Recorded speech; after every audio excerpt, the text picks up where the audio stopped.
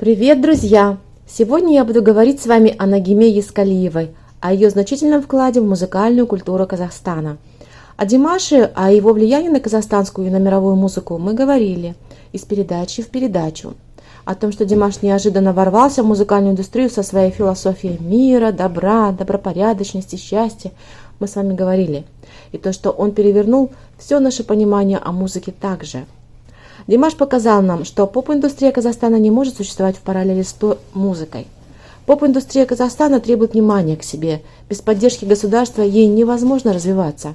И то индустрия никогда не заменит настоящую высокую культуру, только уже потому, что она существует на основе расчета с артистами наличными деньгами в обход государственного кармана. А это уже существенное нарушение в правовом плане. Казахстан не должен допускать такое, потому что строит государство по конституционным признакам – светское, демократическое, правовое.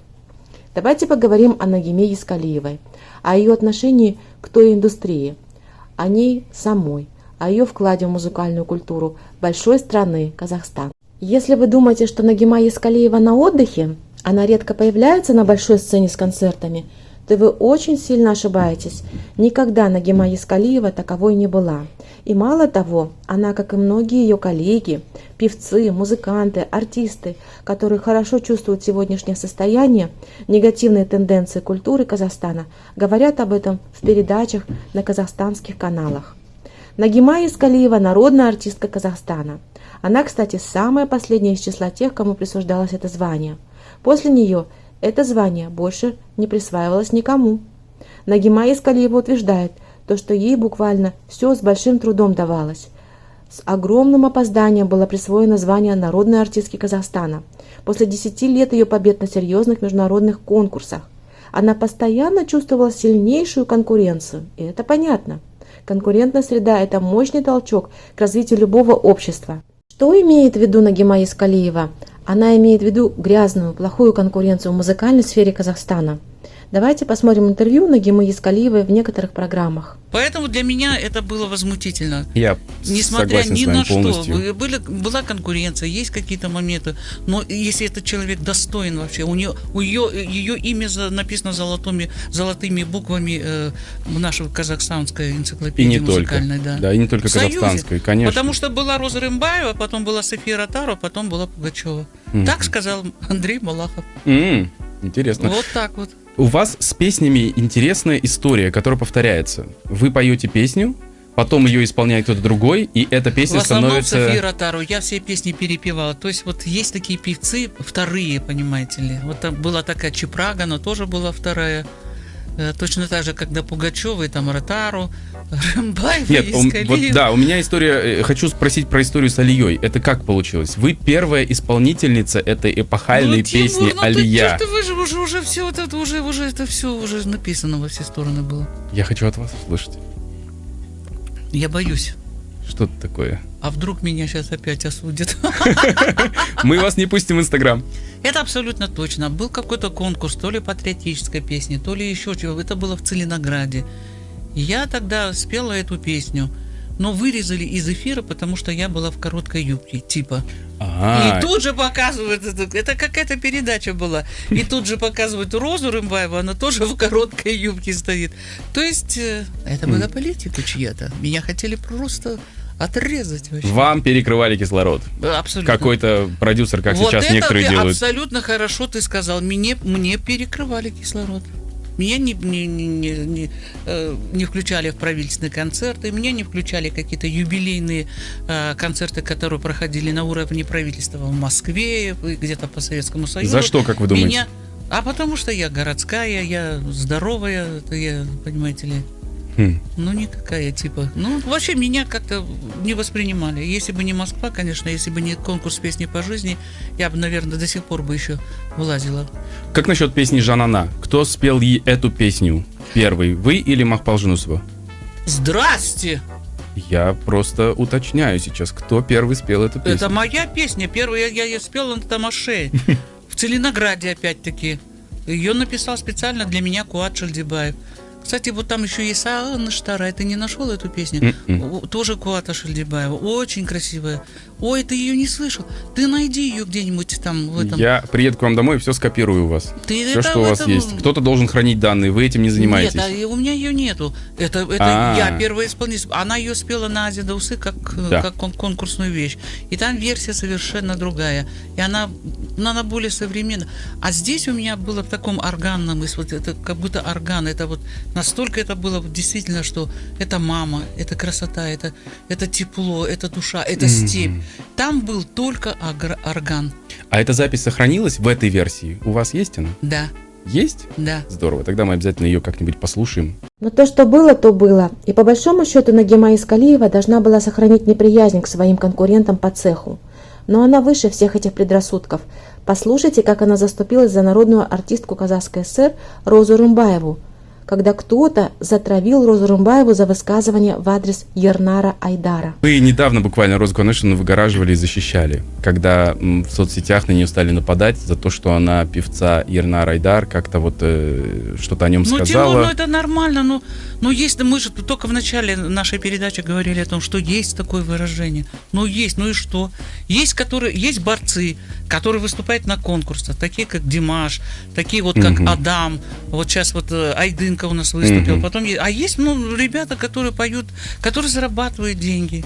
А эти не будут зарабатывать деньги, потому что они борцы. Они поднимают флаг Казахстана. Я вообще удивляюсь, как можно было такое написать и сказать. Не возвращайтесь. Не возвращайтесь. Не возвращайте страну, и потом, говорит, тащит двух своих сыновей. Ты не будешь своих детей тащить, Тима? Кто, я? Ты не будешь своим детям помогать? Нет, Это же глупо. Это же естественно. Это глупо, это настолько абсурдно, это настолько возмутительно.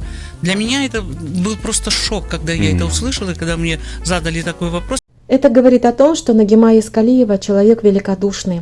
Она не злопамятный человек и даже когда нужно, поддержит. Нагима Искалиева не просто выгораживала Розу Рымбаеву, она высказалась этим самым против той индустрии, на сегодня имеющей сильное развитие в Казахстане. Нагима Искалиева никогда не застаивалась в своей деятельности.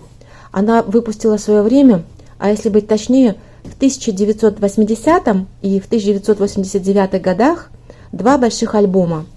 Вы удивитесь, когда услышите музыку и голос Нагимы Искалиевой в одном из альбомов, потому что Нагима Искалиева – настоящий экспериментатор. Она может удивлять, она может создавать новые направления в музыке.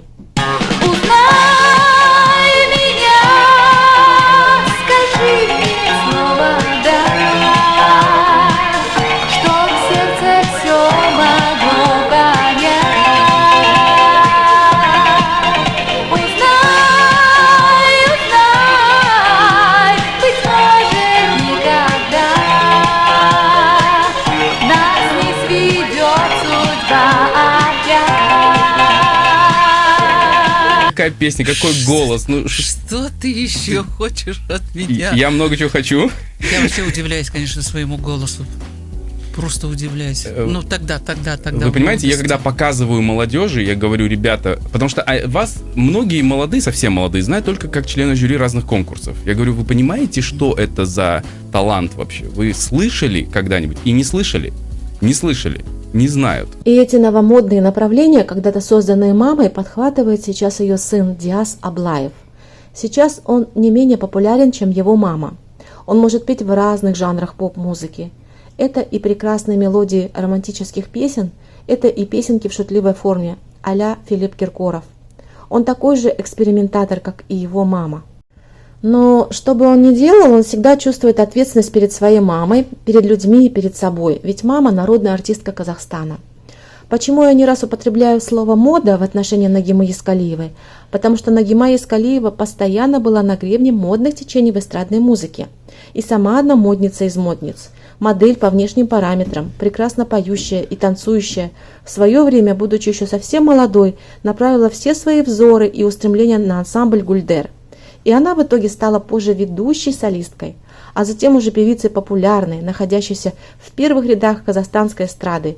Вспоминаются съемки 1984 года, когда утренняя почта приехала в Казахстан, чтобы сделать музыкальный видеоклип именно с Нагимой Искалиевой. Утренняя почта с ярким ведущим Юрием Николаевым мощно формировала вкусы молодежи в те годы. В этой передаче мы могли увидеть то, что для нас, для советских людей, было еще недоступным. запретная зарубежная эстрада была большим дефицитом. И эта передача в конце каждой из них вставляла видео с известными певцами Запада. Это потом, в постсоветские годы, пошел поток разных передач с разнонаправленной музыкой. Сейчас мы вообще не чувствуем дефицита в этом, а даже наоборот изобилие всего, что дает нам возможность выбирать и формировать в нас самих ту или иную тенденцию в искусстве и культуре. Поражает искрометный юмор Нагимы Ескалиевой. Согласитесь, это тоже талант – быть сердцем любой компании, уметь пошутить, подзадорить. Нагима Ескалиева уже многие годы в жюри конкурса X-Factor. Она также выступала в качестве наставника в шоу Суперстар KZ. А в 2016 году была в составе жюри международного конкурса «Славянский базар» в Витебске. В то же самое время Димаш был также в составе жюри этого знаменитого песенного конкурса, только детского. Димашу выпала эта честь как победителю прошлогоднего конкурса.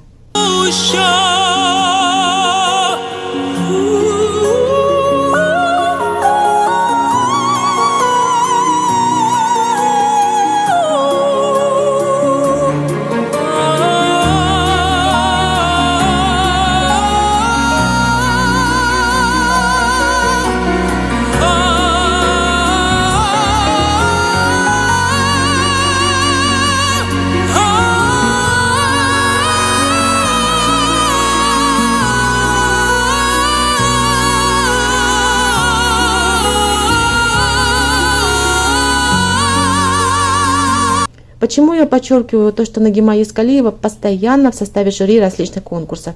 Потому что, согласитесь, любой конкурс – это ворота в шоу-бизнес. Именно отсюда начинается карьера будущего популярного певца. Нагима Ескалиева – сильнейший рецензент и, конечно, стратег. Она отбирает наиболее талантливейших из числа молодежи. Некоторые из них мы видим позже на больших международных конкурсах. Некоторым она даже содействует дальнейшему продвижению на большой казахстанской сцене. Вспомните, как она помогала на конкурсе «Азия Даусы» Бауржану Исаеву. Он стал единственным победителем от Казахстана за все годы международного песенного конкурса «Азия Даусы».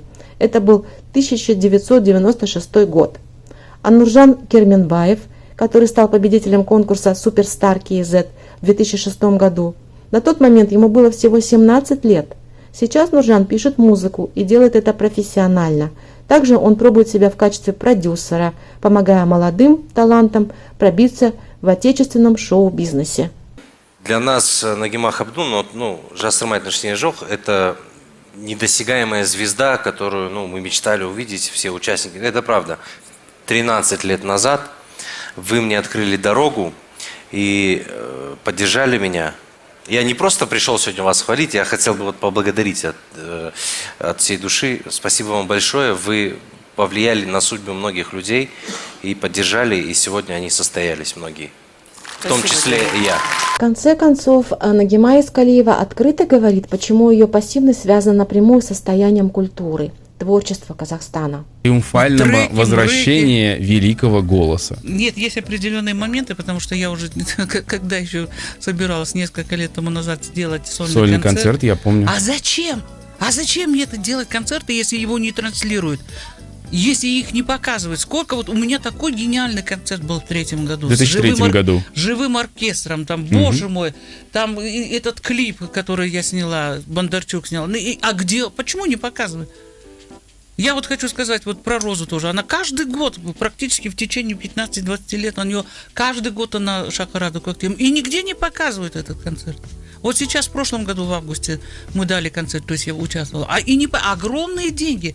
Я говорю, лучше тогда те деньги, которые даются нам на концерт, их снять клипы, несколько причем, и отдать вам. Почему и все, нет? И покатило тогда, и все корпоративы, все тусовки. Я более того, я вас прошу, все сделайте свадьбы, это. Юбилей, все наши. Я вас очень прошу, сделайте, пожалуйста, это. Концерт? Нет, сделайте клипы, выпустите песни, пожалуйста, вернитесь на сцену, воспитывайте молодежь. Все, завтра возвращаюсь. Вас не хватает. Дорогие друзья, после всего вышесказанного я могу резюмировать следующее. Нагима Ескалиева, мы благодарим вас за ваше понимание всего происходящего в культуре Казахстана. Спасибо вам, что вы не остаетесь равнодушны ко всему этому. Высказывайте свое мнение в открытом информационном пространстве. Благодарим вас за поддержку талантливой молодежи Казахстана. И тем самым вы делаете поиск новых путей развития музыкальной культуры Казахстана вместе с молодежью. Создавайте, пожалуйста, музыкальные академии, школы для творческой части молодежи, потому что ваш богатый музыкальный опыт необходим следующему поколению, ведь вы уже имеете большую плеяду своих учеников, которые заняли свое достойное место в современной музыкальной индустрии Казахстана. Дорогие друзья, на этом мы завершаем наше видео. И еще прошу подписываться на мой канал и ставить свои лайки. До свидания.